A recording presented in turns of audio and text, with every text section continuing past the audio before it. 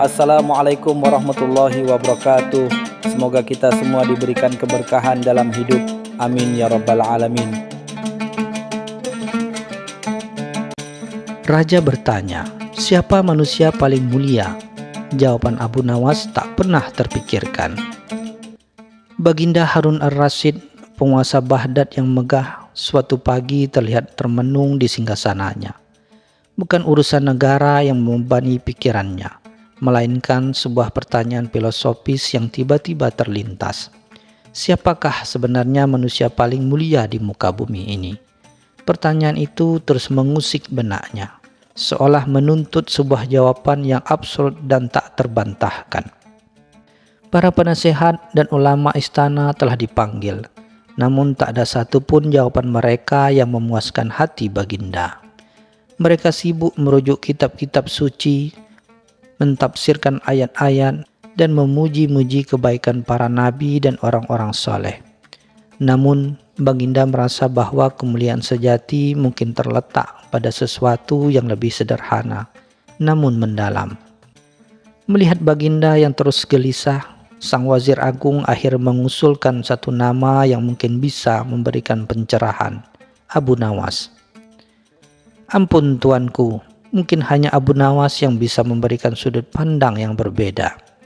Kecerdasannya seringkali melampaui batas pemikiran kita, ujar wazir dengan sedikit ragu, mengingat reputasi Abu Nawas yang tak terduga. Baginda Harun ar-Rasyid tersenyum tipis, panggil dia. Semoga saja otaknya yang gila itu bisa menemukan jawaban yang masuk akal. Perintah pun segera disampaikan, dan tak lama kemudian utusan istana bergegas menuju kediaman Abu Nawas yang sederhana di pinggiran kota. Abu Nawas yang sedang asik bermain catur dengan tetangganya terkejut mendengar panggilan dari istana. Ada apa lagi ini? Pasti Baginda sedang iseng dengan pertanyaan-pertanyaan sulitnya. Gumamnya pelan sambil menyeringgitkan dahi. Ia tahu betul bagaimana Baginda seringkali melemparkan teka-teki yang sulit dipecahkan. Meskipun demikian, ia tak bisa menolak panggilan raja. Dengan langkah santai ia menuju istana. Dalam benaknya mulai merangkai berbagai kemungkinan jawaban. Kali ini ia bertekad untuk memberikan jawaban yang tak hanya cerdas, namun juga mampu membuat Baginda terdiam dan merenung. Setibanya di hadapan Baginda, Abu Nawas membungkuk hormat. Ampun tuanku, hamba datang menghadap. Baginda memandang Abu Nawas dengan tatapan menjelidik. Abu Nawas, aku punya pertanyaan penting. Siapa manusia paling mulia di dunia ini? Tanya Baginda langsung tanpa basa-basi. Abu Nawas terdiam sejenak, pura-pura berpikir keras. Ia melirik para ulama dan penasehat yang duduk mengelilingi Baginda. Sebagian dari mereka tampak tersenyum meremehkan, seolah menunggu Abu Nawas terjebak dalam kesulitan sendiri. Namun Abu Nawas tak gentar. Ampun tuanku, jawab Abu Nawas setelah beberapa saat. Pertanyaan Baginda sungguh mendalam dan membutuhkan perenungan yang matang. Bolehkah hamba meminta waktu satu malam untuk memikirkannya? Permintaan Abu Nawas ini sontak membuat sebagian hadirin saling berbisik, mengira ia hanya mencoba mengulur waktu. Baginda Harun ar-Rasyid mengangguk. Baiklah Abu Nawas, kau kuberi waktu satu malam. Namun, jika besok kau tidak membawa jawaban yang memuaskan, kau tahu sendiri konsekuensinya, ucap Baginda dengan nada sedikit mengancam. Namun di sudut bibirnya tersungging senyum tipis. Malam itu, Abu Nawas tidak pulang ke rumahnya. Ia justru menghabiskan malam berkeliling di pasar Baghdad yang ramai, mengamati setiap orang yang lalu lalang.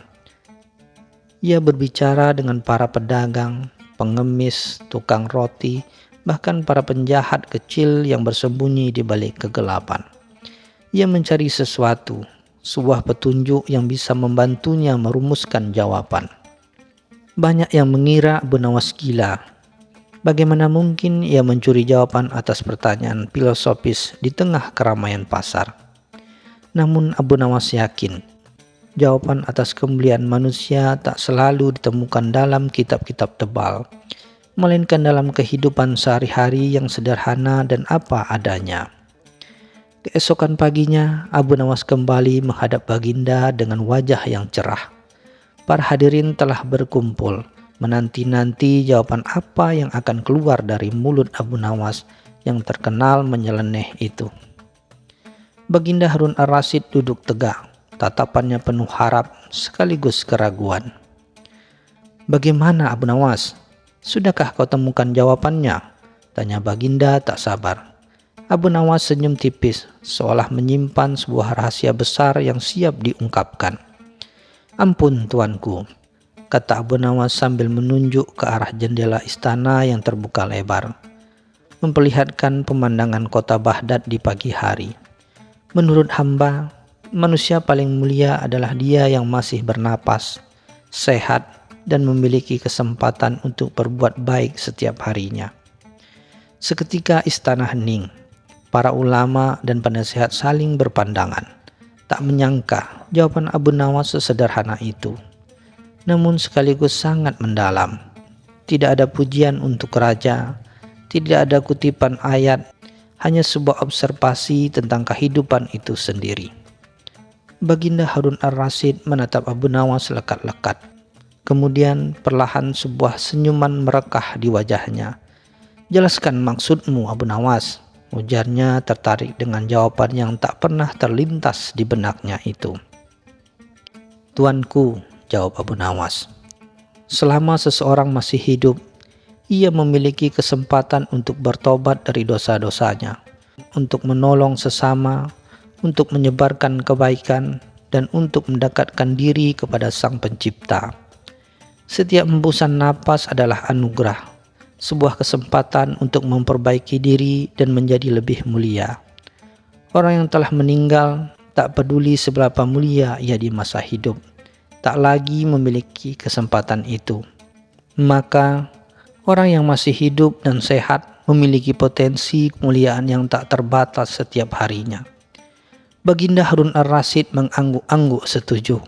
Ia akhirnya menemukan jawaban yang ia cari, bukan dari kitab-kitab atau pujian, melainkan dari sebuah pemikiran yang sederhana namun penuh hikmah. Sejak saat itu, Baginda semakin menghargai setiap momen dalam hidupnya, dan Abu Nawas sekali lagi membuktikan kecerdasannya yang tak terduga.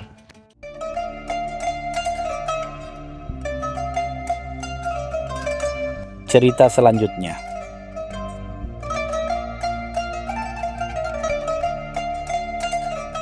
Pagi itu, matahari Baghdad baru saja menghangatkan atap-atap rumah ketika hiruk-pikuk kedai kopi Abu Qasim pecah oleh teriakan panik. "Asap, asap mengepul dari sumur." Seorang pedagang kurma menunjuk ke arah sumur tua yang terletak di tengah pasar, tempat biasanya warga mengambil air untuk kebutuhan sehari-hari. Aroma aneh seperti gosong bercampur rempah mulai menyebar, membuat para pelanggan mengipasi hidung mereka dengan sapu tangan. Kabar asap dari sumur segera menyebar bagai api di atas jerami kering. Kerumunan warga berkumpul, saling berbisik dan berspekulasi. Beberapa orang tua mencoba mengintip ke dalam sumur, sementara yang lain sibuk memanggil pemadam kebakaran kota yang sebenarnya hanyalah sekelompok pemuda berotot dengan ember-ember air.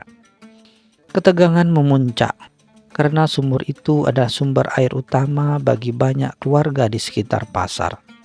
Tak lama kemudian, sebuah suara lantang memecah keriuhan.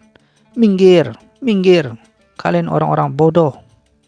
Abu Jahil, seorang saudagar kaya dan angkuh yang selalu merasa paling pintar, menerobos kerumunan dengan jubah sutra mengkilapnya. Ia melambaikan tongkatnya dengan pongah, menganggap remeh kepanikan warga. "Ini jelas sekali," serunya, menunjuk ke arah sumur. "Ada asap, pasti ada api. Sumur ini pasti terbakar." Abu Jahil segera memerintahkan anak buahnya untuk mengambil lebih banyak air. Ia bahkan menyuruh mereka mengosongkan persediaan air minum dari toko-toko yang terdekat. Ini adalah tugas mulia yang hanya bisa dipimpin oleh orang berakal seperti saya. Warga yang bingung dan takut hanya bisa menurut, sibuk menuruni tangga sumur untuk mencoba melihat sumber air. Di tengah kekacauan itu, Abu Nawas muncul dengan langkah tenang, ditemani keledainya yang setia. Ia tak terburu-buru seperti yang lain, melainkan memperhatikan setiap detail dengan mata berbinar penuh rasa ingin tahu. Abu Nawas mengamati asap yang mengepul, bau yang aneh, dan kepanikan yang berlebihan. Ia tahu bahwa terkadang yang terlihat mata belum tentu kebenaran yang sesungguhnya. Ia mendekati sumur, menyeringai melihat Abu Jahil yang sibuk berteriak dan mengatur orang-orang seperti seorang panglima perang. Abu Nawas mendekatkan hidungnya ke bibir sumur, menghirup aroma aneh itu dalam-dalam. Ada sesuatu yang tidak cocok. Bau itu bukan bau kayu terbakar atau minyak yang menyala. Ia lalu menyusun teka-teki di dalam benaknya. Sebuah ide cemerlang perlahan terbentuk. Abu Nawas melangkah maju, memotong teriakan Abu Jahil. "Wahai Tuan Abu Jahil yang bijaksana." Sapaan dengan suara tenang namun penuh makna. "Saya rasa ada yang keliru dengan kesimpulan Anda." Abu Jahil terdiam, menatap Abu Nawas dengan tatapan meremehkan. "Apa katamu, si tukang lelucon? Kau ingin mengatakan bahwa aku salah? Asap adalah bukti mutlak adanya api." "Jika memang ada api, Tuan," balas Abu Nawas sambil tersenyum tipis, "mengapa tidak ada panas? Mengapa tidak ada bara? Dan mengapa bau ini lebih mirip bau kambing yang baru dicukur?" Kerumunan mulai berbisik, menyadari keanehan yang diungkap Abu Nawas. Abu Jahil yang terkejut dengan pertanyaan itu gugup mencari jawaban. Tanpa menunggu jawaban Abu Jahil, Abu Nawas meminta beberapa pemuda untuk menuruni sumur dengan hati-hati. Ia menginstruksikan mereka untuk tidak membawa air, melainkan mencari tahu sumber asap tersebut. Abu Jahil mencemooh, "Dasar bodoh. Kau menyuruh mereka mendekati api tanpa air. Kau ingin membakar mereka hidup-hidup." Namun warga mulai percaya pada Abu Nawas. Berapa saat kemudian terdengar teriakan dari dalam sumur. "Abu Nawas, Abu Nawas, kami menemukan sesuatu. Ini bukan api."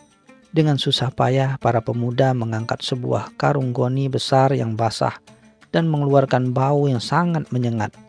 Ketika karung itu terbuka, terlihatlah gundukan besar, kotoran kambing basah yang baru saja dicukur dan dibuang sembarangan ke dalam sumur. Seluruh pasar terdiam. Bau busuk kotoran kambing langsung menyeruak, jauh lebih menyengat daripada asap sebelumnya. Wajah Abu Jahil memerah padam, antara marah dan malu.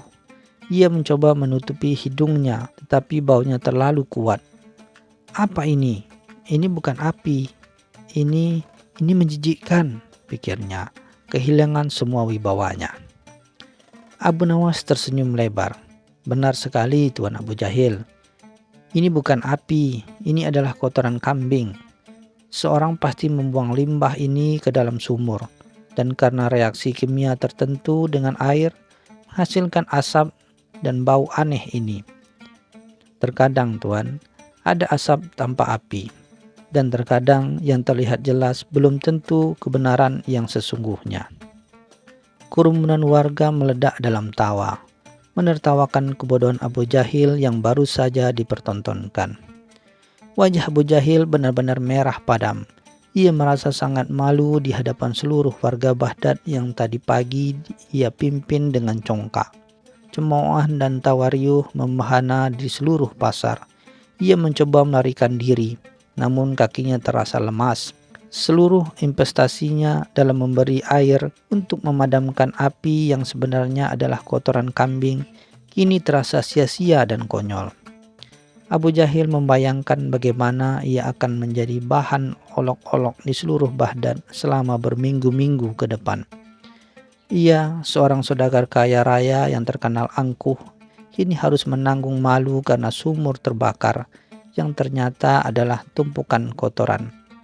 Pelajaran ini memang pahit baginya, tetapi ia harus menerimanya mentah-mentah. Abu Nawas mendekati Abu Jahil yang masih terpaku.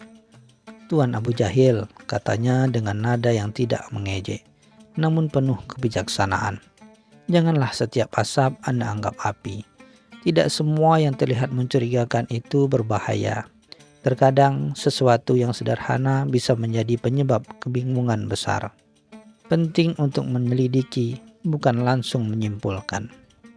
Dan pelajaran penting," lanjut Abu Nawas sambil menatap Abu Jahil dengan senyum ramah, "adalah jangan terlalu cepat meremehkan orang lain. Terkadang orang yang paling tidak terduga bisa melihat kebenaran yang tersembunyi. Sementara mereka yang merasa paling pintar justru bisa terperangkap dalam kesimpulan yang keliru." Kata-kata Abu Nawas itu meskipun halus menusuk tepat ke ulu hati Abu Jahil. Kisah tentang api di sumur yang ternyata adalah kotoran kambing menyebar luas di seluruh Baghdad. Kisah itu menjadi pengingat bagi banyak orang bahwa tidak semua yang terlihat aneh itu berbahaya, dan tidak semua yang sombong itu benar.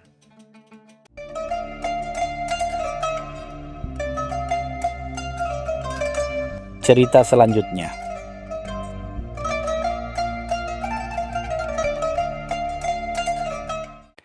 Malam di Baghdad terasa lebih pekat dari biasanya.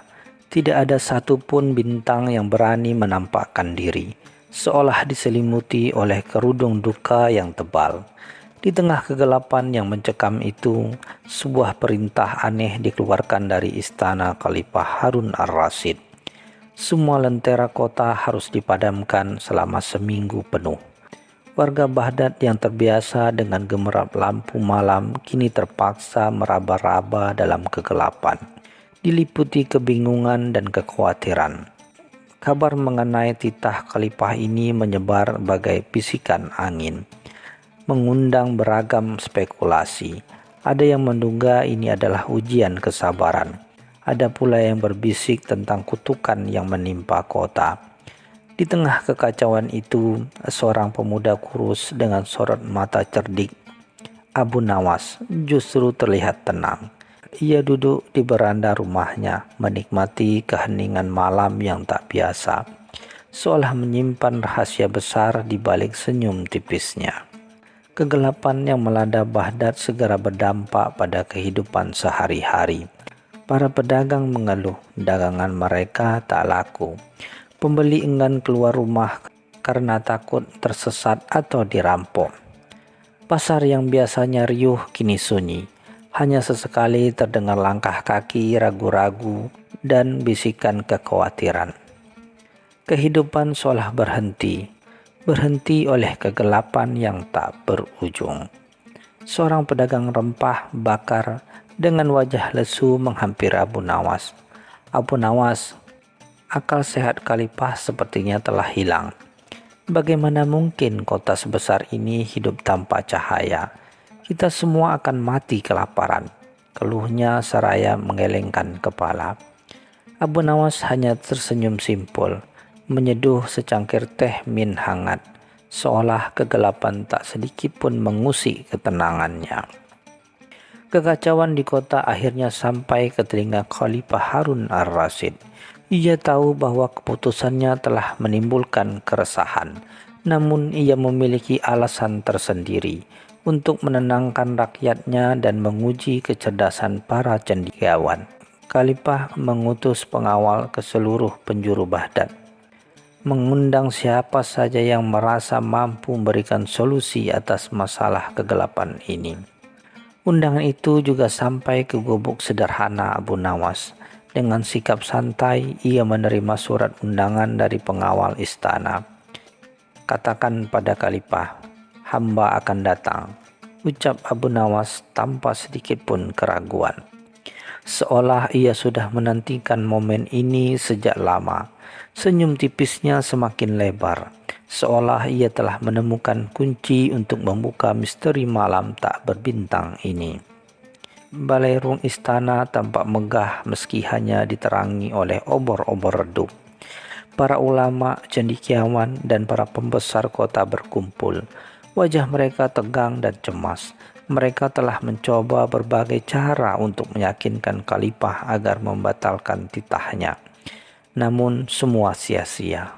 Khalifah Harun ar-Rasyid duduk di singgasananya mengamati satu persatu wajah yang dipenuhi keresahan.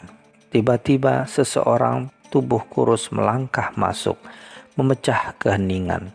Dengan langkah ringan dan senyum yang tak pernah lekang di bibirnya, Abu Nawas menghadap Khalifah. Para hadirin saling berbisik, heran melihat keberanian pemuda yang sering dianggap nyeleneh ini.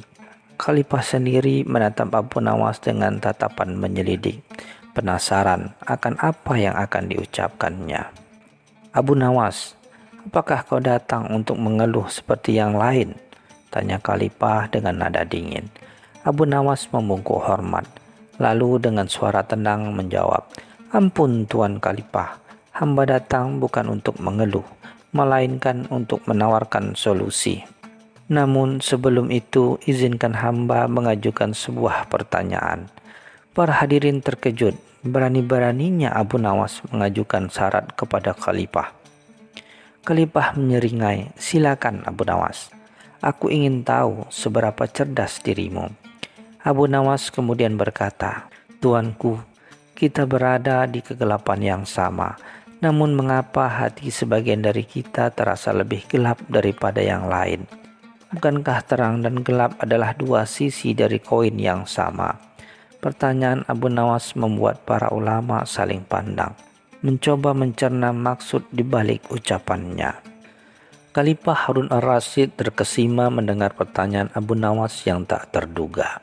Ia melihat kilatan kecerdasan di mata pemuda itu. "Baik Abu Nawas," ujar Khalifah. "Jika kau bisa membawa terang ke kota ini tanpa menyalakan satu pun lentera, aku akan memberimu hadiah yang tak diduga. Namun jika kau gagal, kau akan dihukum cambuk 100 kali." Tanpa ragu Abu Nawas menerima tantangan itu. "Hamba terima taruhan ini tuanku Khalifah. Beri hamba waktu 3 hari. Di penghujung hari ketiga, seluruh Baghdad akan bersinar, bukan karena lentera, melainkan karena sesuatu yang jauh lebih berharga." Para hadirin menganggap Abu Nawas gila, namun Khalifah justru menatapnya dengan pandangan penuh harapan. Setelah kembali dari istana, Abu Nawas tidak langsung melakukan hal-hal aneh seperti biasanya. Ia justru meminta bantu kepada pengawal istana untuk menyebarkan sebuah pengumuman ke seluruh penjuru Baghdad. Pengumuman itu berisi ajakan sederhana. Setiap warga diminta untuk menuliskan satu hal baik yang telah mereka lakukan atau saksikan dalam kegelapan ini. Awalnya warga merasa aneh dengan permintaan Abu Nawas. Apa hubungannya hal baik dengan kegelapan? Namun karena rasa ingin tahu dan kepercayaan kepada kejenakaan Abu Nawas, mereka pun menuliskan kisah-kisah kecil. Ada yang menulis tentang tetangga yang membantu mereka menemukan jalan pulang. Ada yang menulis tentang anak-anak yang belajar membaca di bawah cahaya rembulan. Dan ada pula yang menulis tentang kebaikan hati seorang pedagang yang memberikan makanan gratis. Dalam waktu 2 hari, ribuan gulungan kertas berisi kisah-kisah kebaikan berkumpul di rumah Abu Nawas. Ia menghabiskan malam-malam membaca setiap tulisan dengan teliti. Semakin ia membaca, semakin terpancar senyum di wajahnya. Ia menemukan bahwa di balik kegelapan fisik ada cahaya kemanusiaan yang bersinar terang, bahkan lebih terang daripada cahaya lentera manapun. Ia melihat bagaimana kesulitan justru memunculkan empati, bagaimana rasa takut mendorong orang untuk saling membantu, dan bagaimana kehilangan pengkhianatan eksternal justru membuka mata batin untuk melihat keindahan yang tersembunyi. Inilah yang Abu Nawas cari, bukan cahaya fisik, melainkan cahaya kebaikan dan kebenaran. Di malam ketiga, Abu Nawas kembali menghadap Khalifah.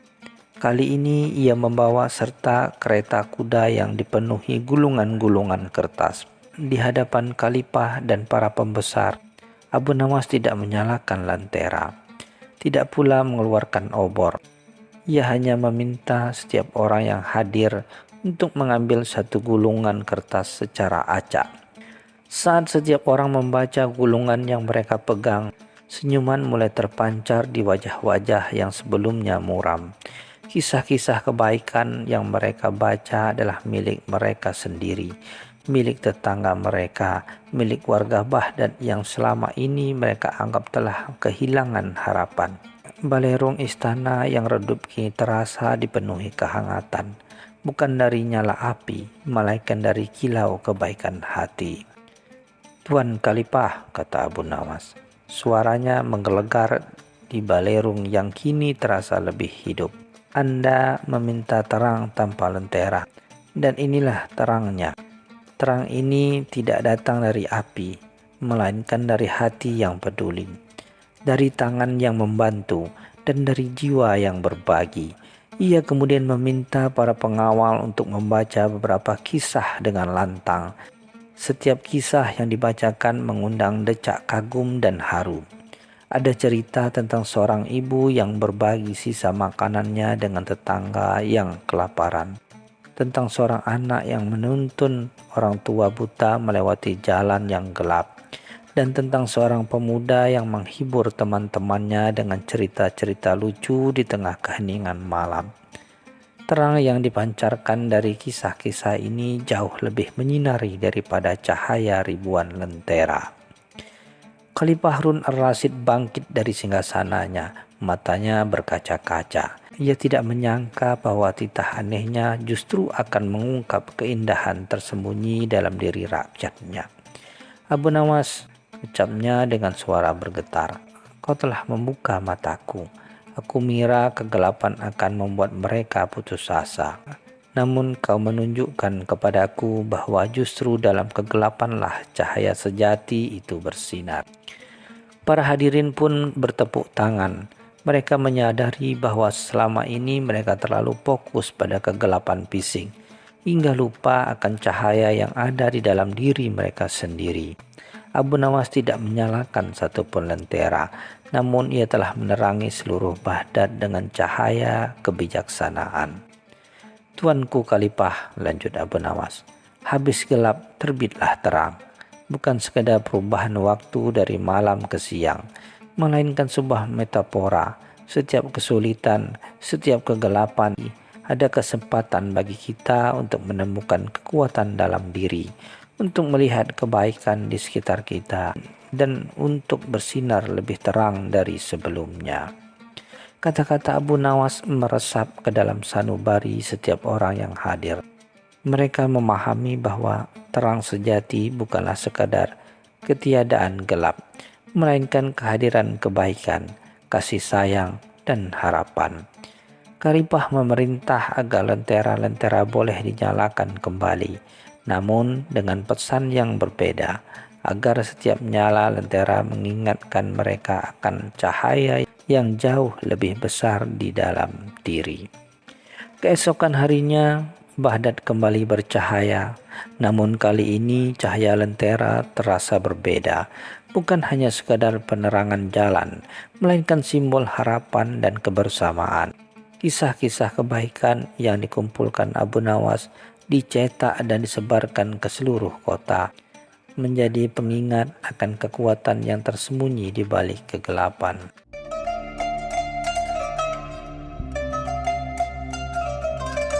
Cerita selanjutnya.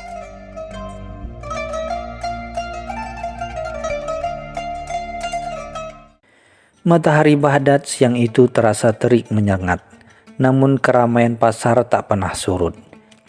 Di salah satu sudut warung kopi yang sederhana, Abu Nawas duduk santai sambil menyeruput kopinya, sesekali membalas sapaan para pedagang yang lewat. Ia menikmati hiruk-pikuk kota, pikirannya melayang-layang mencari inspirasi untuk usilnya yang baru. Tiba-tiba pandangannya terpaku pada dua sosok yang baru saja memasuki pasar. Pertama, Abu Jahil, seorang saudagar kaya dengan jubah sutra yang mencolok dan sorban yang tinggi menjulang, melangkah dengan dada membusung seolah seluruh dunia adalah miliknya. Ia berbicara dengan suara lantang, sesekali tertawa terbahak-bahak tanpa peduli siapa yang mendengarkannya. Memamerkan perhiasan yang melingkar di jari-jarinya. Tak jauh di belakang Abu Jahil, langkah gontai Abu Bahil terlihat kontras. Pakaiannya lusuh, wajahnya kusut, dan ia tampak terlalu menghitung setiap langkah seolah takut uangnya akan berkurang jika berjalan terlalu cepat. Ia selalu membawa tas kulit kecil yang digenggam erat-erat, seolah isinya adalah harta karun yang tak ternilai.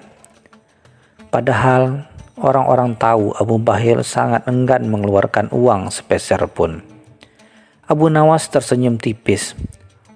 Duit sempurna untuk sebuah eksperimen, gumamnya pelan. Ia sudah lama mendengar tentang kekikiran Abu Bahil yang legendaris dan kesombongan Abu Jahil yang tak ada duanya. Abu Nawas merasa sudah waktunya bagi mereka berdua untuk mendapatkan sedikit pelajaran yang tak akan pernah mereka lupakan. Sebutir kurma kering tergeletak di meja, sisa dari kudapan paginya. Abu Nawas memandangi kurma itu dengan seksama. Jari telunjuknya mengetuk-ngetuk dagu. Sebuah ide cemerlang tiba-tiba melintas di benaknya. Begitu sederhana namun berpotensi sangat lucu dan memuaskan. Dengan sebutir kurma ini, bisiknya pada diri sendiri, aku akan membuat Abu Jahil melupakan kesombongannya dan Abu Bahir melepaskan kekikirannya, walau hanya sesaat.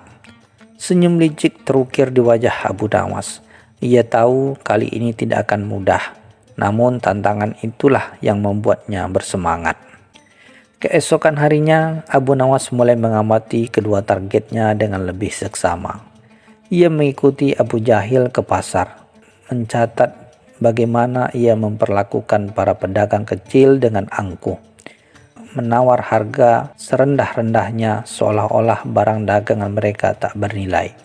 Abu Jahil seringkali membuang-buang makanan enak hanya karena sedikit cacat, menunjukkan betapa berlimpahnya harta yang ia miliki. Di sisi lain, Abu Nawas juga menguntit Abu Bahil. Ia melihat Abu Bahil selalu memiliki barang yang paling murah, bahkan kualitasnya sangat buruk.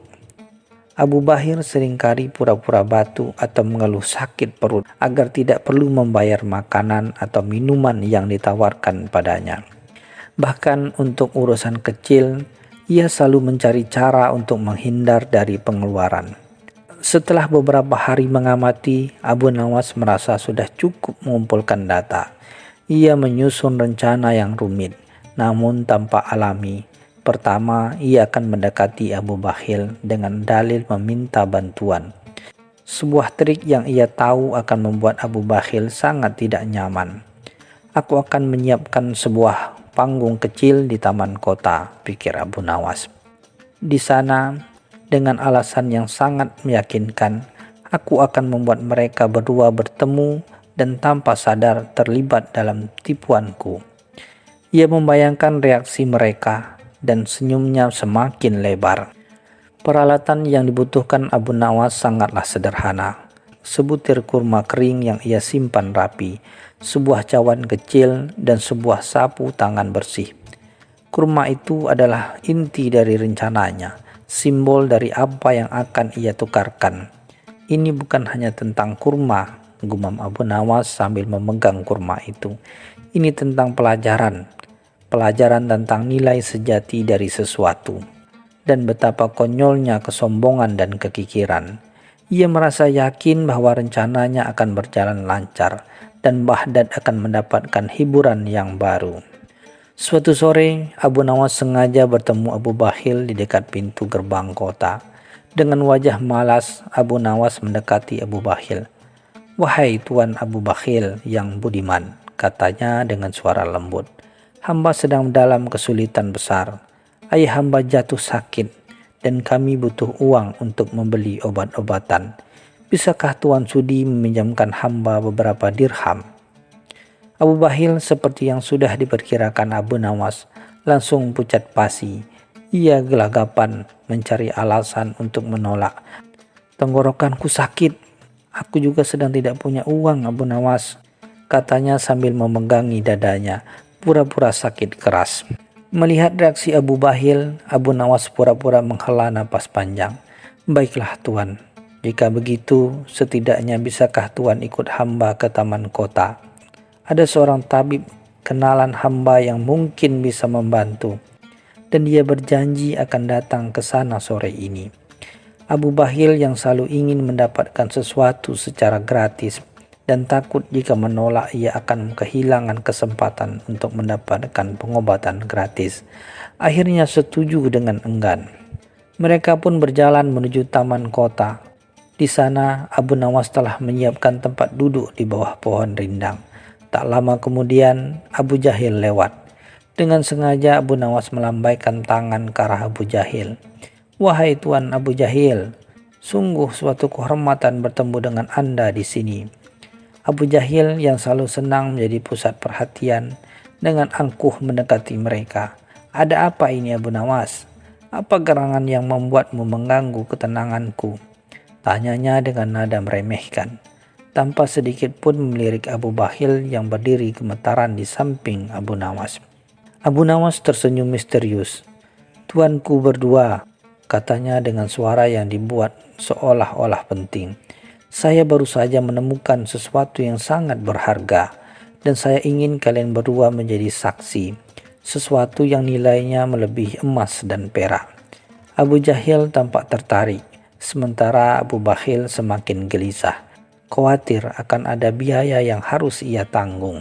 Abu Nawas mengeluarkan sebutir kurma kering dari dalam saku bajunya.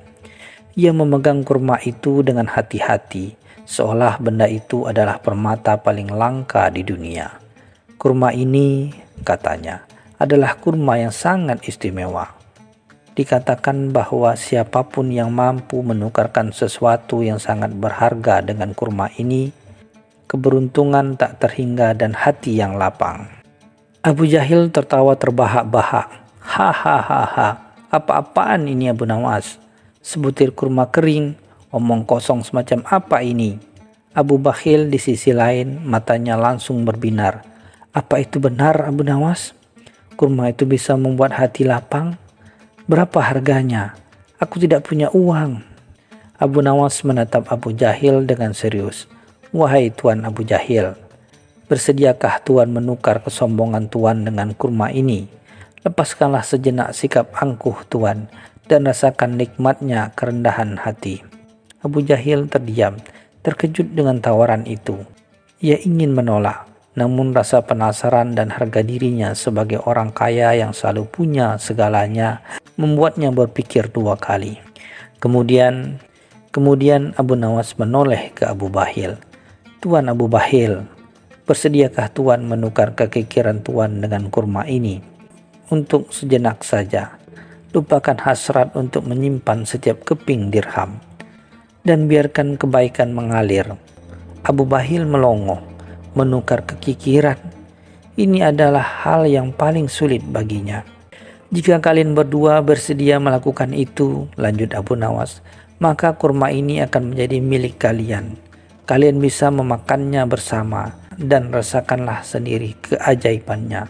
"Jika kalian berdua bersedia melakukan itu," lanjut Abu Nawas, "maka kurma ini akan menjadi milik kalian. Kalian bisa memakannya bersama dan merasakan sendiri keajaibannya." Abu Jahil merasa tertantang. Ia tidak ingin terlihat lemah di depan Abu Bahil. Sementara Abu Bahil, walaupun keberatan, ia sangat tertarik dengan janji hati yang lapang dan keberuntungan tak terhingga yang disebut oleh Abu Nawas. Sesaat keheningan menyelimuti taman. Angin berdesis pelan, seolah menunggu keputusan kedua saudagar itu. Abu Nawas menatap mereka bergantian. Senyum tipis masih terukir di bibirnya. Ia tahu saat-saat paling lucu akan segera tiba. Abu Jahil yang terbiasa memerintah dan tidak pernah direndahkan, tiba-tiba merasa kikuk. Ia mencoba tersenyum, sebuah tindakan yang jarang ia lakukan dengan tulus. "Baiklah Abu Nawas," katanya dengan suara yang sedikit lebih rendah dari biasanya. "Untukmu, aku akan mencoba. Apa yang harus kulakukan?" Ia merasa sedikit canggung, seolah melepaskan beban yang selama ini ia pikul. Abu Bahil di sisi lain menelan ludah, menukar kekikiran. Ia ragu-ragu, tangannya gemetar. Bagaimana caranya Abu Nawas? Apa aku harus membagikan semua uangku? Abu Nawas menggeleng. Tidak, Tuan Abu Bahil. Cukup dengan berbagi senyum tulus dan satu patah kata kebaikan kepada orang yang membutuhkan hari ini. Dan yang paling penting, makanlah kurma ini tanpa berpikir tentang nilainya. Abu Nawas menyerahkan kurma itu kepada mereka. Sekarang makanlah bersama dan rasakanlah sendiri perubahannya. Abu Jahil mengambil separuh kurma dengan sedikit ragu, sementara Abu Bahil mengambil separuh sisanya dengan tatapan tak percaya. Mereka berdua makan kurma itu, dan sesuatu menakjubkan terjadi. Abu Jahil yang biasanya bermuka masam tiba-tiba tersenyum lebar. Senyum yang tulus, bukan senyum angkuh. Ia merasa beban di pundaknya sedikit berkurang, seolah-olah ia bisa bernapas lebih lega. Sementara itu Abu Bahil yang selalu tegang tiba-tiba merasakan kehangatan di dadanya. Ia merasa ringan, dan untuk pertama kalinya dalam waktu yang lama, ia tidak memikirkan uang sepeser pun. Abu Jahil menatap Abu Bahil, dan tanpa sadar ia menawarkan salah satu perhiasan kepada Abu Bahil. "Wahai saudaraku," katanya, "perhiasan ini terlihat cocok untukmu. Ambillah." Abu Bahil terkejut, namun entah mengapa ia tidak menolak. Ia bahkan tersenyum dan mengangguk. Abu Nawas yang menyaksikan semua itu tidak bisa menahan tawanya. Ia tertawa terbahak-bahak, tawa yang lepas dan penuh kemenangan. Abu Jahil dan Abu Bahil yang masih di dalam pengaruh keajaiban kurma ikut tertawa bersamanya. Entah mengapa merasa senang. Mereka belum menyadari bahwa mereka telah tertipu oleh Abu Nawas dengan sebutir kurma kering. Abu Nawas telah menukar kesombongan Abu Jahil dan kekikiran Abu Bahil, setidaknya untuk hari ini. Dan pelajaran itu, walau datang dari sebuah lelucon, akan selalu terukir di hati mereka.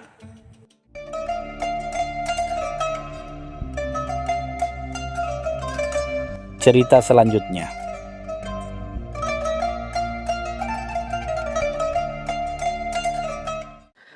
Udara Baghdad di suatu pagi yang cerah dipenuhi hiruk-pikuk pasar. Di tengah keramaian itu, masuklah seorang saudagar Persia yang gagah.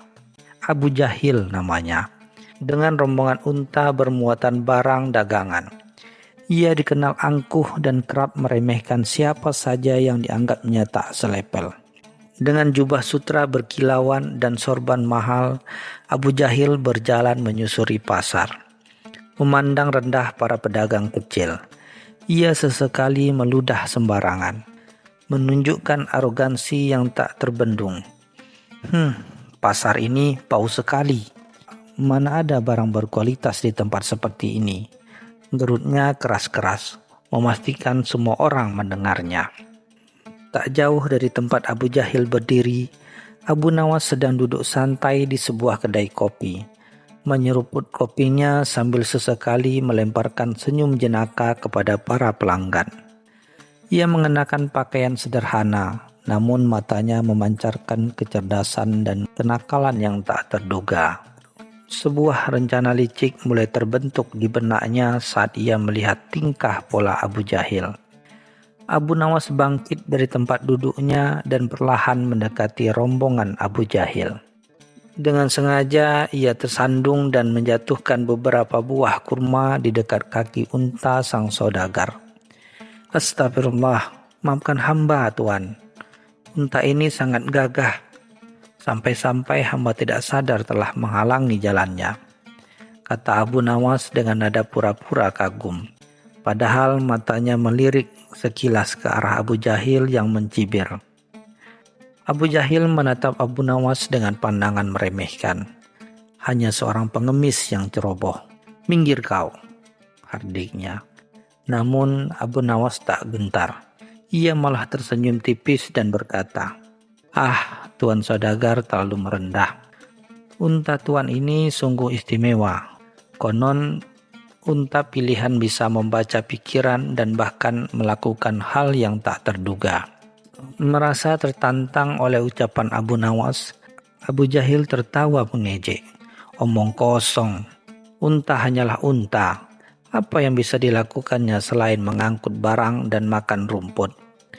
Abu Nawas menjawab, tentu saja, jika Tuan tak percaya, bagaimana jika kita buktikan?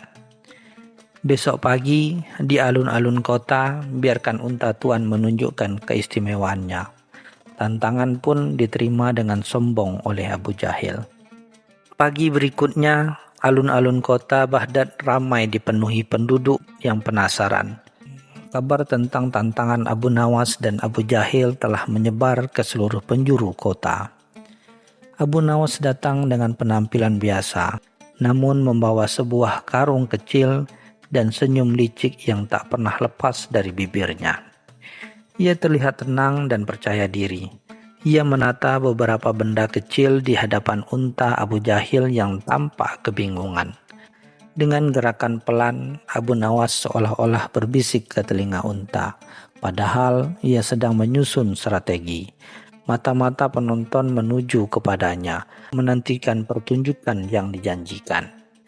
Abu Jahil berdiri angkuh di samping untanya, sesekali menyeringai ke arah Abu Nawas. Baiklah, pengemis, tunjukkan keajaiban unta itu, ejeknya. Abu Nawas hanya tersenyum simpul, lalu dengan lantang ia berkata, "Wahai unta yang mulia, tunjukkan pada kami semua siapa di antara kita yang paling jujur dan berhati mulia."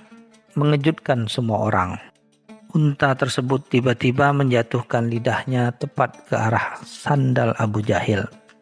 Abu Jahil terkesiap, wajahnya memerah padam menahan malu dan amarah. Gelak tawa pun pecah di antara para penonton.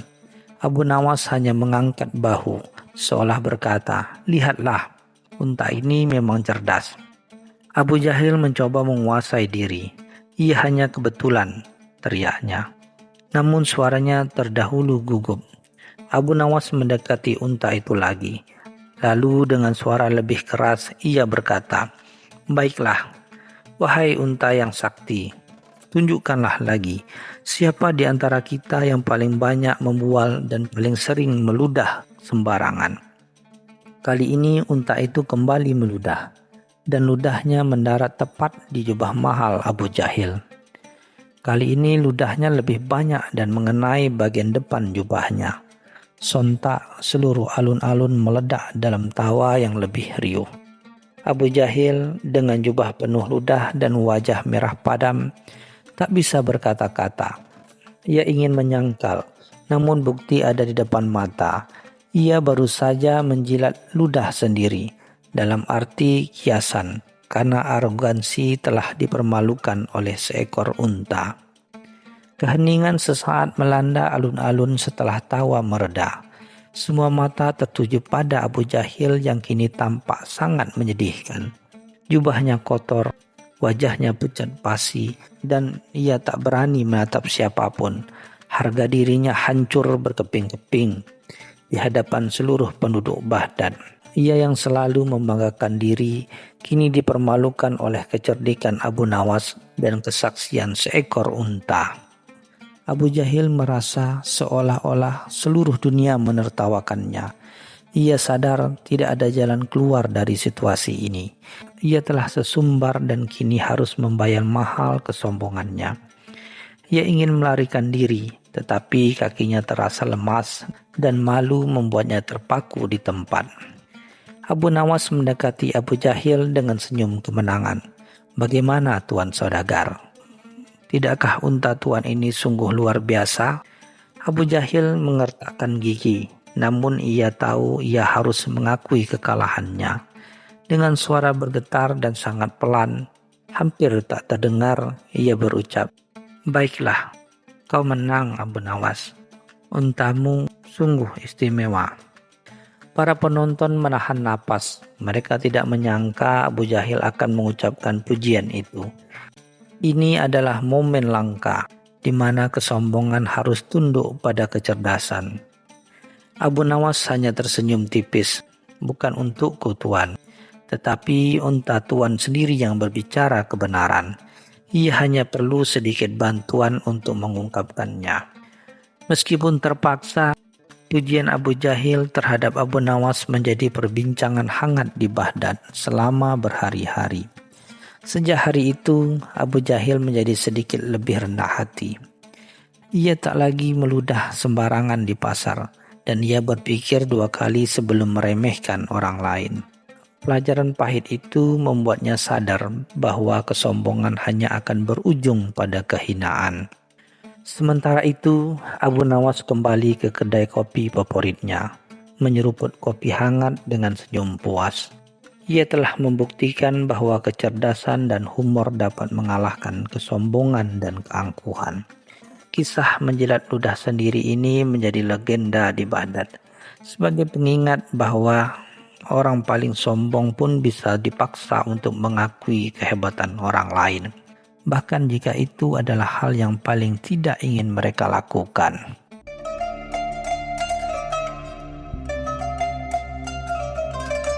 Cerita selanjutnya.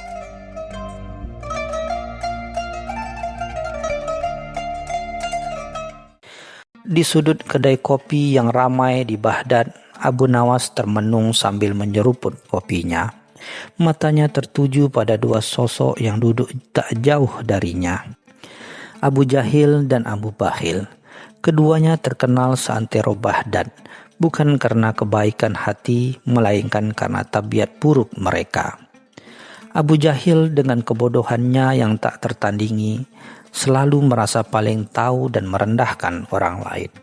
Sementara Abu Bakhil, si pelit yang tak pernah mau mengeluarkan sepeser pun untuk siapapun, bahkan untuk dirinya sendiri. Sudah lama Abu Nawas geram melihat tingkah pola kedua orang itu yang kerap merugikan masyarakat sekitar. Namun tak ada yang berani menentang mereka secara langsung. Hari itu sebuah ide licik mulai bersemi di benak sang pujangga. Ia tersenyum tipis, merencanakan sesuatu yang pasti akan membuat kedua orang sombong dan pelit itu merasakan akibat dari perbuatan mereka. Abu Nawas kemudian memesan sepotong roti kering. Roti yang biasa hanya dimakan oleh orang fakir miskin karena harganya yang sangat murah dan rasanya yang hambar. Ia meletakkan roti itu di meja kecilnya, seolah-olah ia sedang menikmati hidangan mewah. Sesekali ia melirik ke arah Abu Jahil dan Abu Bakhil yang sedang terlibat perdebatan sengit tentang siapa yang paling pintar dan siapa yang paling kaya.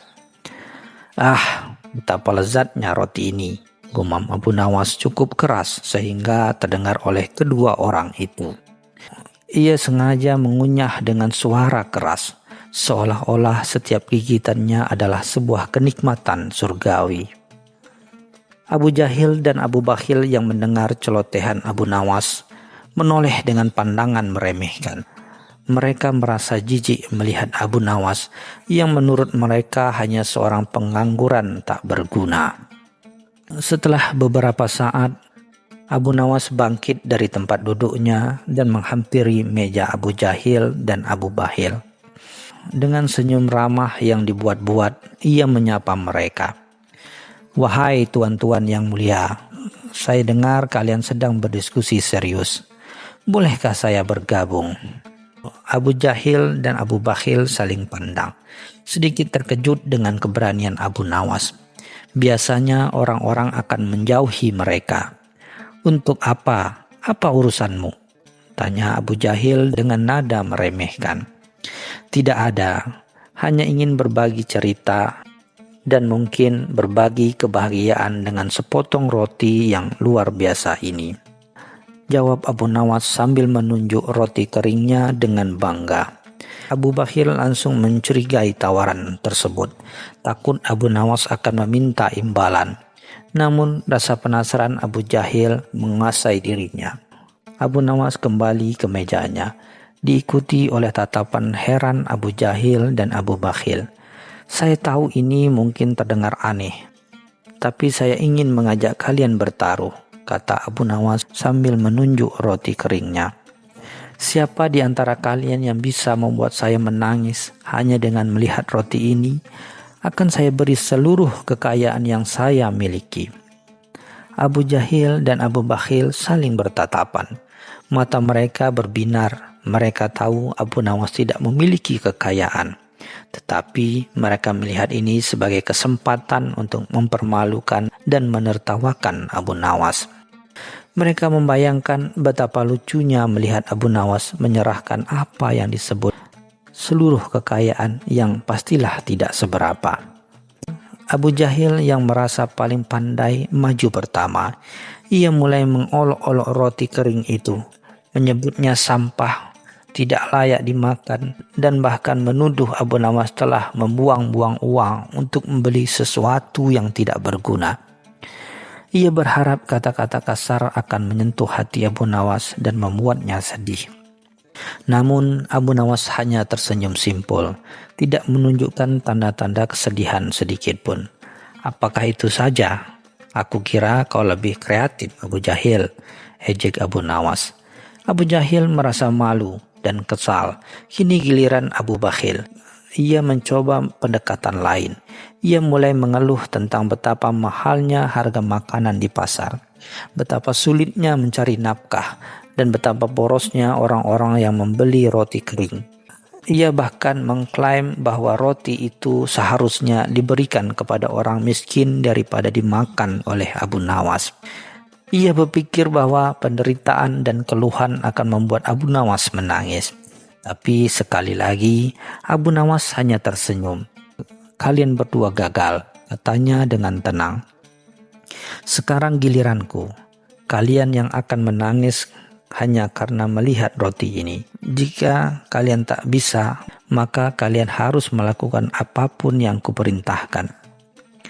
Abu Jahil dan Abu Bakhil tertawa terbahak-bahak, menganggap itu lelucon. Mereka yakin tidak akan ada yang bisa membuat mereka menangis hanya karena sepotong roti. Baiklah, aku setuju, kata Abu Jahil dengan sombong. Aku juga, sahut Abu Bakhil. Yakin tak ada kerugian baginya. Mereka tidak tahu bahwa mereka telah masuk ke dalam perangkap yang dibuat oleh Abu Nawas. Abu Nawas mengambil sepotong roti kering itu, memegangnya dengan hati-hati. Ia lalu menatap Abu Jahil dan Abu Bakhil dengan pandangan serius. Wahai tuan-tuan, pernahkah kalian merasakan kelaparan yang begitu hebat hingga sepotong roti kering ini terasa seperti harta karun yang paling berharga? Tanyanya dengan suara pelan namun penuh makna. Abu Jahil dan Abu Bakhil terdiam. Mereka yang selama ini hidup dalam kemewahan dan tidak pernah kekurangan, mendadak merasa terdesak oleh pertanyaan itu. Mereka mencoba mengingat, namun tidak ada satupun pengalaman kelaparan yang pernah mereka alami. Bahkan mereka tidak pernah peduli dengan kelaparan orang lain. Bayangkan, lanjut Abu Nawas, seorang ibu miskin yang seharian bekerja keras namun tak punya apa-apa untuk memberi makan anak-anaknya yang kelaparan. Bayangkan air mata anak-anak yang menahan lapar dan betapa berharganya sepotong roti kering ini bagi mereka. Abu Nawas melanjutkan ceritanya. Ia berbicara tentang penderitaan orang-orang miskin di Baghdad, tentang anak-anak yatim piatu yang mencari makanan di tempat sampah, dan tentang para janda yang tidak memiliki apa-apa selain harapan. Abu Jahil dan Abu Bakhil mulai merasa tidak nyaman. Kata-kata Abu Nawas menembus pertahanan kesombongan dan kekikiran mereka. Mereka tidak bisa membantah kenyataan pahit yang disampaikan Abu Nawas. Karena penderitaan itu memang nyata di sekitar mereka. Hanya saja selama ini mereka memilih untuk tutup mata. Tiba-tiba air mata mulai mengalir di pipi Abu Jahil. Ia teringat betapa seringnya ia membuang makanan, betapa seringnya ia meremehkan orang miskin. Abu Bakhil pun tak bisa menahan diri. Ia mulai terisak, teringat betapa pelitnya ia selama ini. Betapa seringnya ia menolak untuk membantu sesama, padahal ia memiliki harta berlimpah. Mereka menangis, bukan karena roti itu sendiri, melainkan karena rasa bersalah dan penyesalan yang mendalam atas perbuatan mereka. Abu Nawas tersenyum puas. "Kalian telah menangis," katanya lembut. "Janji adalah janji.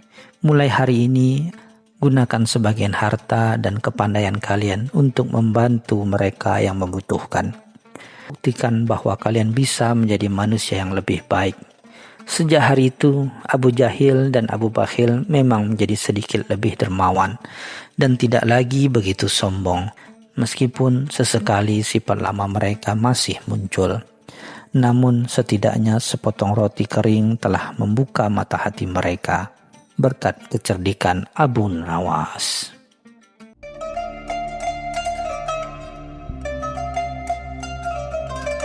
Cerita selanjutnya.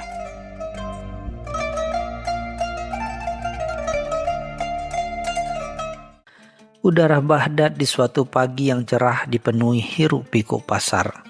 Di tengah keramaian itu, masuklah seorang saudagar Persia yang gagah.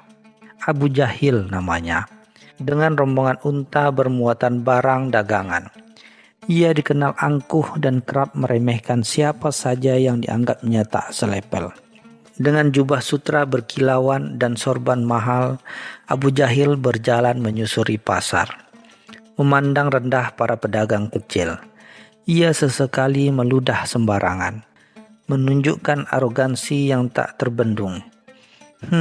Pasar ini bau sekali. Mana ada barang berkualitas di tempat seperti ini? Gerutnya keras-keras, memastikan semua orang mendengarnya. Tak jauh dari tempat Abu Jahil berdiri, Abu Nawas sedang duduk santai di sebuah kedai kopi, menyeruput kopinya sambil sesekali melemparkan senyum jenaka kepada para pelanggan.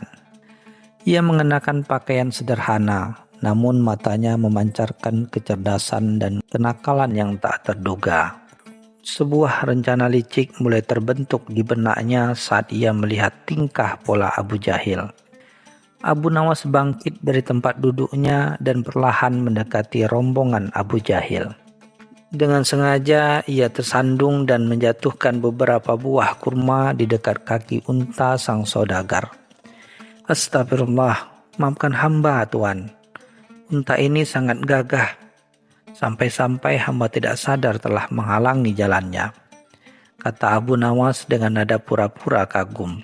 Padahal matanya melirik sekilas ke arah Abu Jahil yang mencibir. Abu Jahil menatap Abu Nawas dengan pandangan meremehkan. "Hanya seorang pengemis yang ceroboh. Minggir kau," hardiknya. Namun Abu Nawas tak gentar. Ia malah tersenyum tipis dan berkata, "Ah, Tuan saudagar terlalu merendah.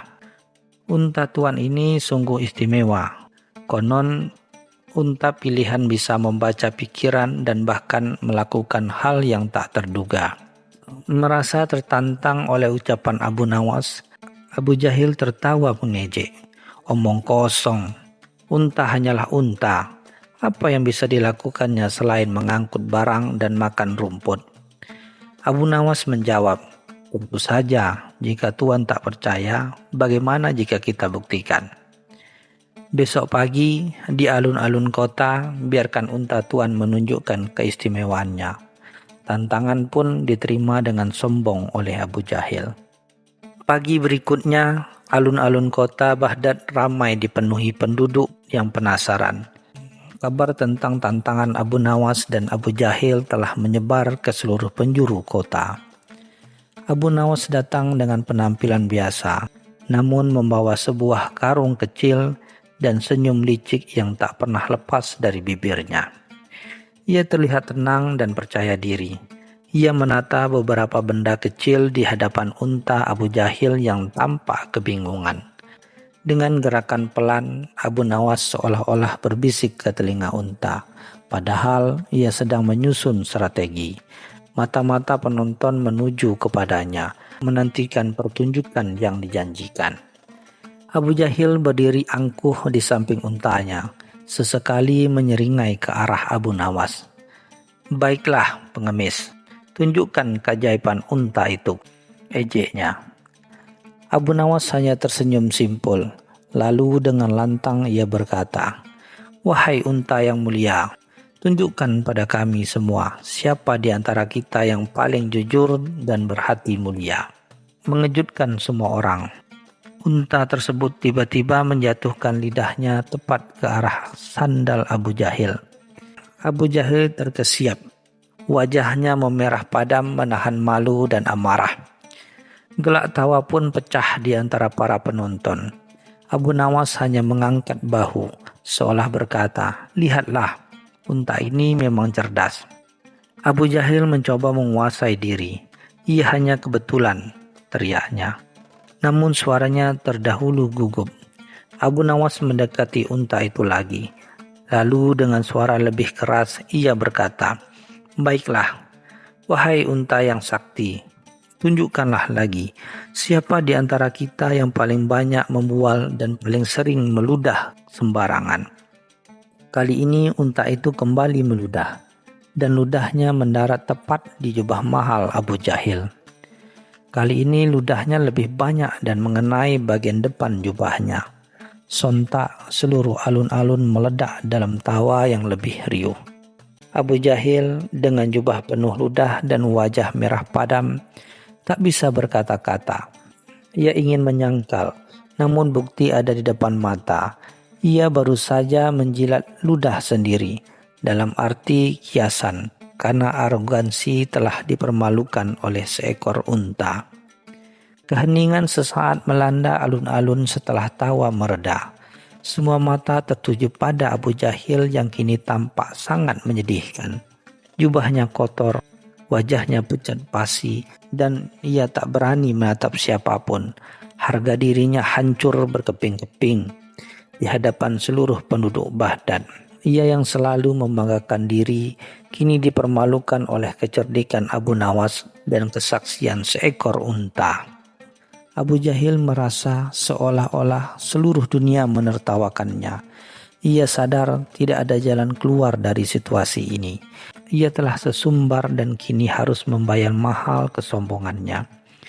Ia ingin melarikan diri, tetapi kakinya terasa lemas dan malu membuatnya terpaku di tempat. Abu Nawas mendekati Abu Jahil dengan senyum kemenangan. "Bagaimana Tuan Saudagar? Tidakkah unta tuan ini sungguh luar biasa?" Abu Jahil mengertakkan gigi, namun ia tahu ia harus mengakui kekalahannya. Dengan suara bergetar dan sangat pelan, hampir tak terdengar, ia berucap, "Baiklah, kau menang Abu Nawas. Untamu sungguh istimewa." Para penonton menahan napas. Mereka tidak menyangka Abu Jahil akan mengucapkan pujian itu. Ini adalah momen langka di mana kesombongan harus tunduk pada kecerdasan. Abu Nawas hanya tersenyum tipis. "Bukan untukku tuan, tetapi unta tuan sendiri yang berbicara kebenaran. Ia hanya perlu sedikit bantuan untuk mengungkapkannya." Meskipun terpaksa, pujian Abu Jahil terhadap Abu Nawas menjadi perbincangan hangat di Baghdad selama berhari-hari. Sejak hari itu, Abu Jahil menjadi sedikit lebih rendah hati. Ia tak lagi meludah sembarangan di pasar, dan ia berpikir dua kali sebelum meremehkan orang lain. Pelajaran pahit itu membuatnya sadar bahwa kesombongan hanya akan berujung pada kehinaan. Sementara itu, Abu Nawas kembali ke kedai kopi favoritnya, menyeruput kopi hangat dengan senyum puas. Ia telah membuktikan bahwa kecerdasan dan humor dapat mengalahkan kesombongan dan keangkuhan.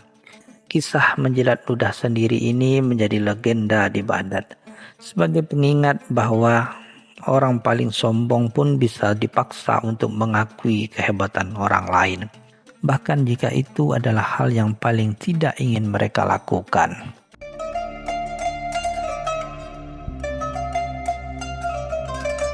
Cerita selanjutnya.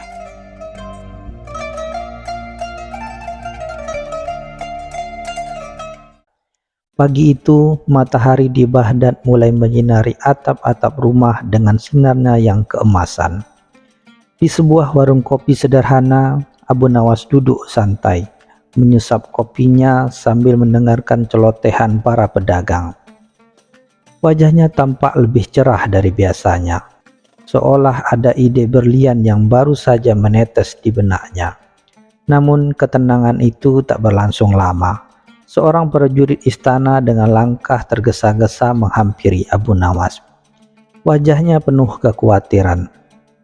Ia menyampaikan titah mendadak dari Raja Harun ar-Rasyid yang meminta kehadiran Abu Nawas segera di istana. Abu Nawas tanpa banyak bertanya hanya tersenyum tipis dan bergegas mengikuti prajurit tersebut. Setibanya di istana, Abu Nawas disambut oleh Raja Harun ar-Rasyid yang tampak gusar.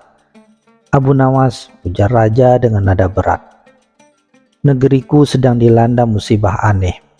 Setiap malam permata-permata dari mahkota pusakaku mendadak hilang tanpa jejak. Para pengawal sudah memerintahkan untuk berjaga ketat, namun pencurian itu terus berlanjut. Bisakah kamu memecahkan misteri ini?" Abu Nawas mengamati raja dengan seksama. Ia tahu betul bahwa ini bukan sekedar kasus pencurian biasa. Pasti ada sesuatu yang lebih dalam di balik hilangnya permata-permata itu.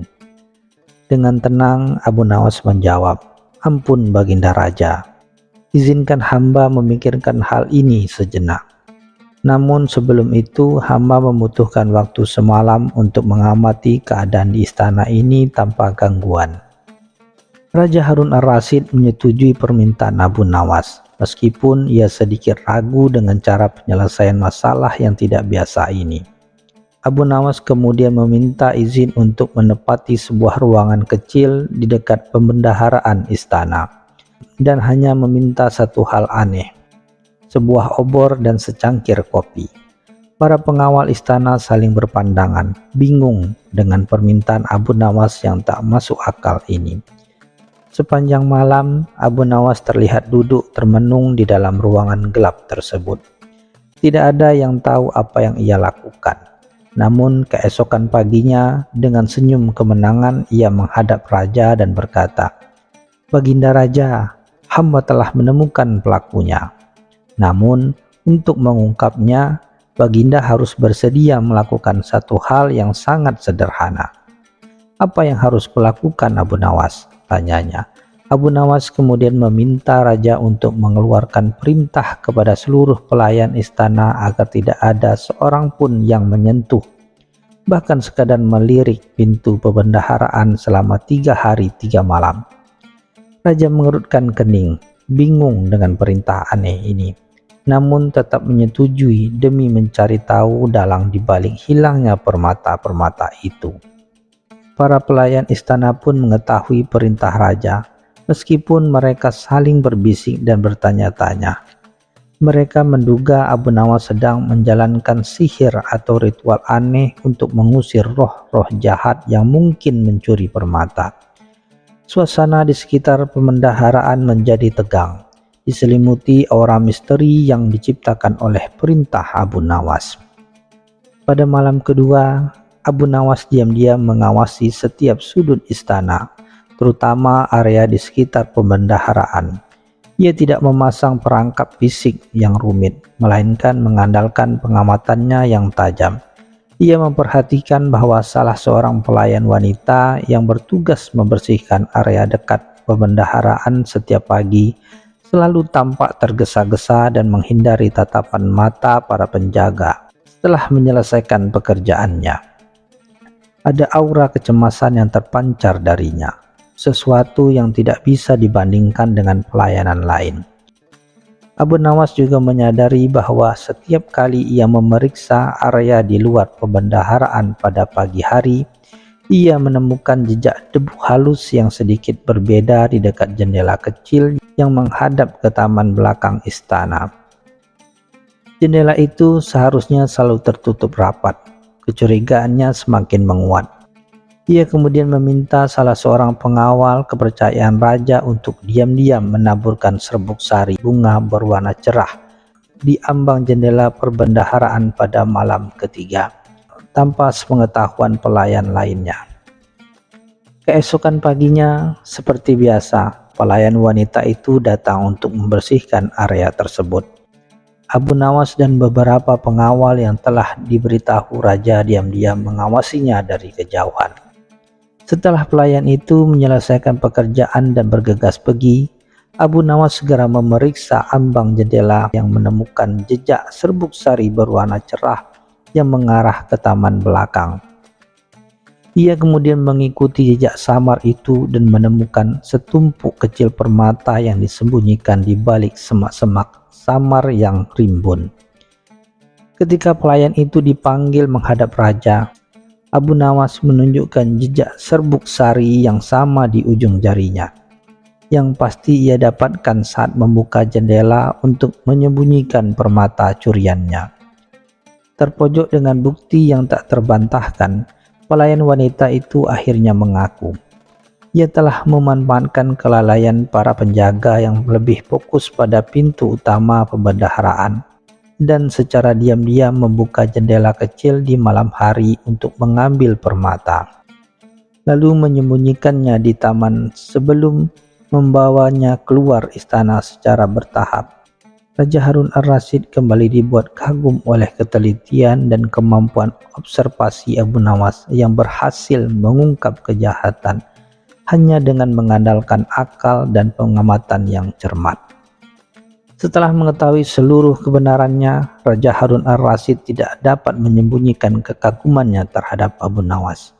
Ia berdiri dan menepuk bahu Abu Nawas dengan bangga. "Abu Nawas," kata raja, "kau memang tiada duanya. Dengan akalmu yang cerdik, kau berhasil mengungkap kejahatan yang tak terpecahkan oleh para pengawalku. Katakan apa yang kau inginkan sebagai hadiah atas jasamu ini."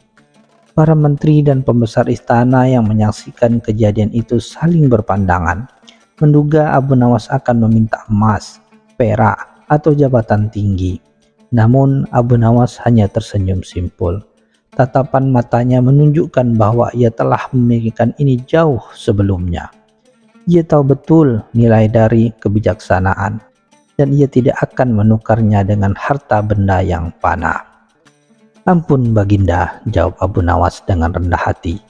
"Hamba tidak meminta emas, permata, atau jabatan. Hamba hanya meminta Baginda untuk menuliskan sebuah dekret resmi yang menyatakan bahwa setiap kata yang keluar dari mulut hamba di hadapan Baginda dan seluruh rakyat Baghdad akan bernilai 1000 dinar. Dan setiap kali hamba berbicara, Baginda harus segera membayarnya." Seluruh istana hening. Para pembesar saling berbisik tidak percaya dengan permintaan aneh Abu Nawas. Mereka menganggapnya gila, minta bayaran untuk setiap kata yang diucapkan. Raja Harun ar-Rasyid sendiri terkejut. Namun setelah beberapa saat ia tertawa terbahak-bahak. Ia menyadari bahwa permintaan Abu Nawas adalah sebuah lelucon cerdas yang justru menegaskan betapa berharganya setiap nasihat dan pemikiran yang keluar dari mulut Abu Nawas. Raja Harun ar-Rasyid menepati janjinya. Sebuah dekret resmi dikeluarkan dan kabar tentang kata-kata emas Abu Nawas menyebar ke seluruh Baghdad. Sejak saat itu, setiap kali Abu Nawas berbicara di hadapan raja, raja akan segera memerintahkan bendahara untuk membayar 1000 dinar. Ia membuat para menteri berpikir 2 kali sebelum meminta pendapat Abu Nawas, atau bahkan hanya sekedar berbincang santai dengannya, karena setiap kata yang diucapkannya berarti pengeluaran besar bagi kerajaan. Abu Nawas tidak pernah menyombongkan diri dengan kekayaan barunya. Ia tetap hidup sederhana, menggunakan uangnya untuk membantu orang-orang miskin dan menuntut ilmu. Ia membuktikan bahwa kecerdasan dan kebijaksanaan adalah harta yang tak ternilai harganya, bahkan lebih mahal dari permata terindah sekalipun, dan bahwa kata-kata seorang yang bijak meskipun tidak berwujud mampu mengubah dunia dan dihargai jauh lebih tinggi daripada tumpukan emas.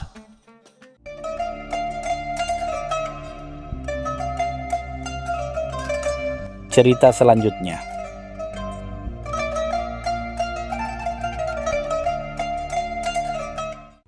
Di kota Baghdad yang agung, di bawah naungan Khalifah Harun ar-Rasyid yang mahsyur, suasana istana selalu penuh intrik dan hiburan. Khalifah yang dikenal karena kebijaksanaannya dan kadang-kadang kegemarannya akan teka-teki, suatu hari mengeluarkan sebuah dekret yang sangat aneh. Siapapun yang bisa membuatnya menangis di depan umum dengan satu kalimat saja akan diberikan hadiah yang tak terhingga dan kehormatan besar. Para menteri, penasehat, bahkan para penyair istana terheran-heran. Mereka mencoba berbagai cara, mulai dari kisah sedih tentang penderitaan rakyat, kehilangan orang terkasih, hingga syair-syair pilu tentang kepanaan dunia. Namun Khalifah tetap teguh, wajahnya datar, seolah-olah hatinya terbuat dari batu. Tantangan ini menjadi buah bibir di seluruh Baghdad, dari pasar yang ramai hingga lorong-lorong sempit. Berita tentang dekret aneh ini sampai juga ke telinga Abu Nawas, sang penyair dan penasihat istana yang cerdik, yang selalu memiliki cara pandang berbeda dari kebanyakan orang. Ia tersenyum tipis mendengar kegagalan para pembesar istana. Ia tahu betul bahwa Khalifah Harun ar-Rasyid bukanlah orang yang mudah tergoyahkan emosinya dengan kesedihan yang biasa. Para penasihat Khalifah mulai merasa putus asa. Mereka telah mengarahkan segala daya upaya, namun tak satu pun berhasil menyentuh hati sang raja. Ketegangan menyelimuti istana dan desas-desus mulai beredar bahwa mungkin Khalifah sengaja membuat tantangan mustahil untuk menguji kesetiaan dan kecerdasan para bawahannya. Namun Abu Nawas hanya menikmati hidangan di mejanya, memikirkan strategi yang tak terduga. Setelah beberapa hari berlalu dan tidak ada seorang pun yang berhasil, Khalifah Harun ar-Rasyid mulai menunjukkan sedikit kekecewaan. Ia merasa tantangannya terlalu berat, atau mungkin memang tidak ada yang sanggup melakukannya. Tepat pada saat itulah, dengan langkah santai namun penuh percaya diri, Abu Nawas maju menghadap singgasana. Suasana hening menyelimuti aula istana. Semua mata tertuju pada Abu Nawas, yang tampaknya tidak gentar sedikit pun. Ia membungkuk hormat di hadapan Khalifah. Senyum tipisnya masih terukir di bibirnya. Khalifah memandangnya dengan tatapan ingin tahu. Tahu bahwa Abu Nawas selalu menyimpan kejutan. Khalifah Harun ar-Rasyid menatap Abu Nawas dengan tatapan penuh tantangan. "Jadi Abu Nawas," ujar Khalifah. Suaranya menggelegar di aula yang luas. "Apakah engkau juga akan mencoba keberuntunganmu? Ingat, hanya satu kalimat, dan itu harus membuatku menangis." Banyak sudah mencoba dan gagal. Para menteri dan bangsawan yang hadir saling berbisik, menantikan aksi Abu Nawas. Beberapa di antara mereka meremehkan, menganggap Abu Nawas hanya akan mempermalukan diri sendiri. Abu Nawas mengangguk pelan, menunjukkan ketenangan yang luar biasa. Ia tidak tampak tegang sedikit pun, justru seolah sedang menikmati momen ini. Khalifah mengamati gerak-geriknya dengan seksama, mencoba membaca apa yang ada di benak Abu Nawas. Udara istana seakan menipis, semua orang menahan napas, menunggu kalimat ajaib yang dijanjikan. Dengan pandangan lurus ke mata Khalifah, Abu Nawas membuka mulutnya.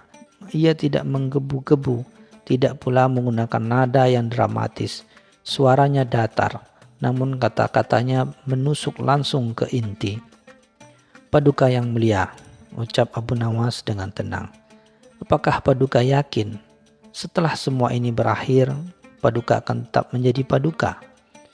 Kalimat itu menggantung di udara, menciptakan keheningan yang lebih pekat dari sebelumnya. Seketika itu juga raut wajah Khalifah Harun ar-Rasyid berubah drastis. Senyumnya luntur, matanya membelalak, dan air mata mulai menetes membasahi pipinya. Tangisannya bukan tangisan kesedihan atau kepedihan, melainkan tangisan yang lebih dalam, tangis kesadaran dan keinsapan. Ia terisak-isak membiarkan air matanya mengalir deras, sebuah pemandangan yang belum pernah disaksikan oleh siapapun di istana. Para menteri dan bangsawan di aula istana terpaku. tidak percaya dengan apa yang mereka saksikan.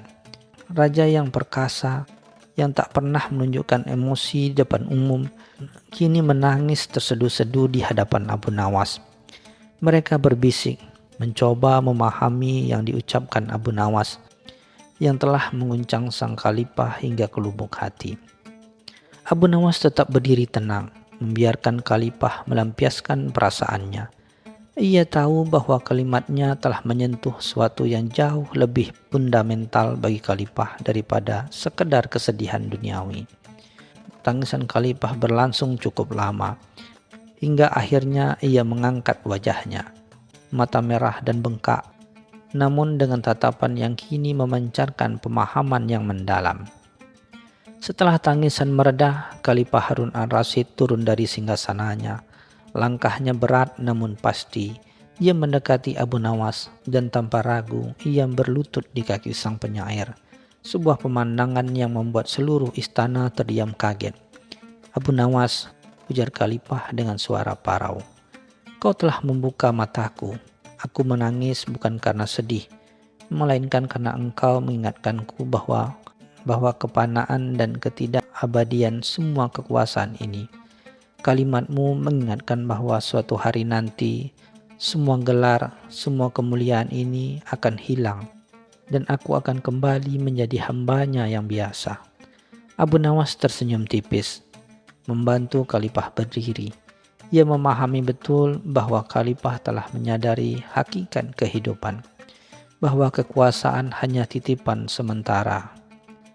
Kalimat "apakah Paduka yakin setelah semua ini berakhir, Paduka akan tetap menjadi Paduka?" bukan sekedar pertanyaan tentang identitas, melainkan tentang kepanaan, kekuasaan, dan posisi di mata Tuhan. Ini adalah pengingat bahwa bahkan seorang raja sekalipun akan kembali menjadi debu, tanpa gelar dan kemuliaan duniawinya. Khalifah Harun al-Rasyid kemudian memerintahkan agar Abu Nawas diberikan hadiah yang paling besar dari perbendaharaan kerajaan, bahkan lebih dari yang dijanjikan sebelumnya. Ia juga mendeklarasikan bahwa Abu Nawas akan selalu menjadi penasihatnya yang paling dipercaya, dan kata-katanya akan selalu didengar dengan seksama. Kehormatan ini jauh melampaui segala dugaan para menteri dan bangsawan lainnya. Terlepas dari fakta bahwa Khalifah telah menangis dan bahkan berlutut di kaki Abu Nawas di hadapan umum, rasa hormatnya terhadapnya justru meningkat. Rakyat Baghdad semakin mengagumi Khalifah yang berjiwa besar, yang mampu menunjukkan kerendahan hati dan mengakui kebenaran, bahkan dari orang yang lebih rendah darinya. Sementara itu, nama Abu Nawas semakin harum, menjadi simbol kecerdasan dan kebijaksanaan yang mampu menyentuh hati seorang raja. Kisah ini menyebar luas ke seluruh penjuru Baghdad, menjadi legenda yang diceritakan dari mulut ke mulut. Ia menjadi pelajaran bagi semua orang, dari rakyat jelata hingga para penguasa, tentang pentingnya kerendahan hati dan kesadaran akan kefanaan dunia. Kalimat sederhana dari Abu Nawas telah berhasil mengguncang seorang raja dan membuatnya menangis, bukan dengan kesedihan, melainkan dengan pencerahan. Khalifah Harun al-Rasyid setelah kejadian itu menjadi pemimpin yang lebih bijaksana dan rendah hati. Ia seringkali meminta nasihat Abu Nawas, menghargai pandangannya yang unik dan kemampuannya untuk melihat kebenaran di balik setiap hal. Dan Abu Nawas, sang penyair cerdik yang membuat raja menangis, tetap dihormati dan cintai oleh semua, membuktikan bahwa kecerdasan sejati tidak terletak pada kata-kata yang muluk, melainkan pada kebenaran dan kesederhanaan yang mendalam.